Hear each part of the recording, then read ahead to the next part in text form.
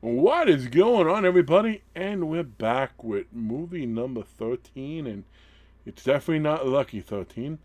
The movie is called All Saints Eve, and it's from 2015.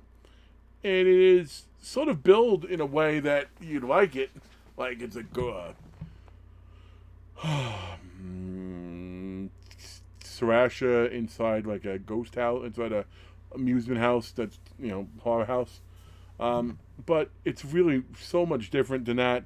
Essentially, it goes back to the witch trial times.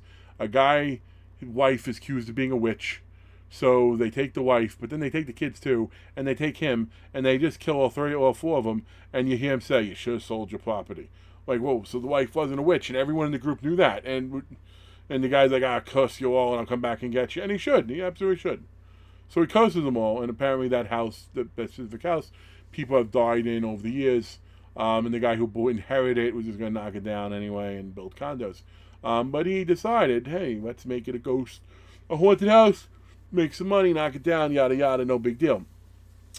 So these kids come, 7 of them, and normal kids, all that normal type of stuff you're going to get, drinking. Although their banter is brutal.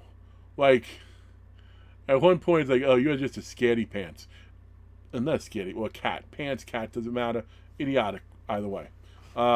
So they go to the house, and as you might expect, bad things happen when they go in the house. But they don't happen as you see them. Like, the one girl vanishes, and all of a sudden, her hand with a ring is there, and she's dead. And then the guy gets beheaded, and you sort of see the scythe thing coming at him, and, it falls, but you don't get too much. In essence, the kills, you don't really get graphically. You just see the blood. Like, the practical effects wasn't anything too grand, but it's okay because they still rather practical than special anyway. No one have noted this movie other than Sean Whalen. He has a bit part. Well, I guess he's more than a bit part. But Sean Whalen, you know him from, I don't know, Spit on Your Grave 2, People Under the Stairs, probably about 50, 60 other horror movies in which he's had varying parts in.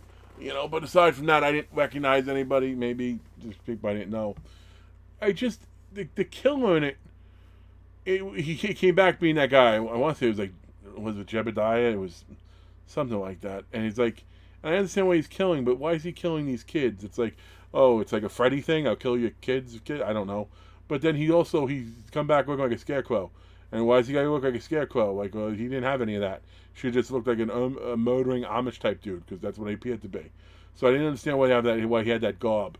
Plus, if he's been killing right along in the house, he took possession of one of the kids for a while and had him doing the murders.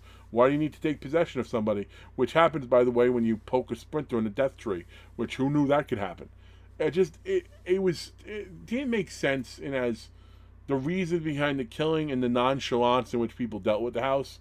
Like, if it was so scared of entity, people would be a lot more adamant about, don't go there, stop at 9. And that one kid, Sean Whalen, was a little special needs guy, and he's just wandering around, and they would have been stricter with that. Not, hey, if you see him around, bring him back, or, keep him out of the house, because you never know. That's where his family was killed.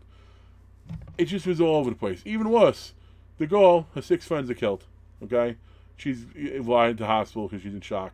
The guy who bought the house, she's like, talking to him, and she asks him again, like, hey, do you dance? Because she said she took for a guy who could dance.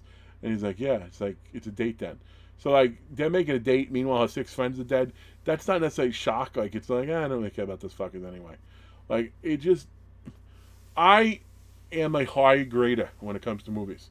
I am. I give a lot of credit to bad movies. I try to take into account budget.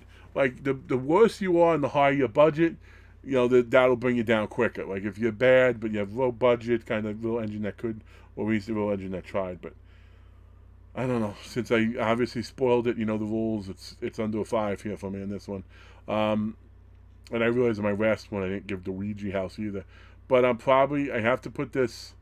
I think I'd put this a tick below Ouija house. So Ouija house, you can go back, you can see I did rate a 4.5 or 4.75. I think this I'd give like a 4.25. So All Saints Eve, if you never see it, you're definitely not missing out on anything, unless you really just want to see everything Sean Whalen's ever been in. Folks, have a good one. Peace.